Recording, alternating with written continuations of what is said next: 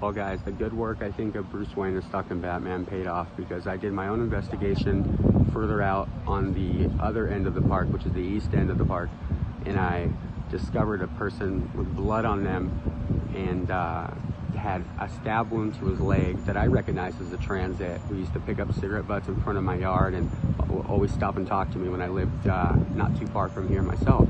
And so I spoke to him, and he's very nervous and shaken up. He's got a kind of little odd story in the way he's trying to display his story. Doesn't seem right to me at all.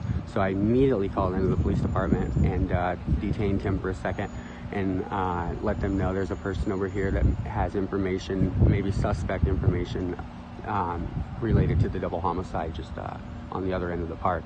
And then so the officers start running over here, and I give the phone to him, so he talks to the dispatch, and he's got some conflicting things in his story.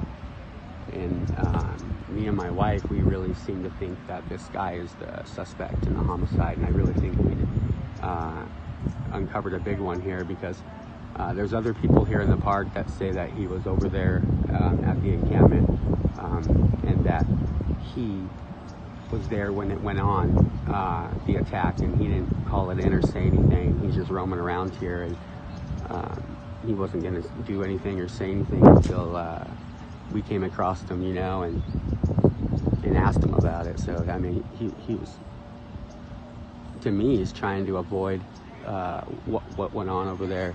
And the cuts on his hands are significant too, as if he were holding a knife and his hand slipped and he cut himself on the knife from the end that connects to the handle. It's very odd that someone tried to stab him, like karate chop him like a sword, and he put his hand up open like that and stopped the knife perfectly like that. Those two motions are odd, you know. So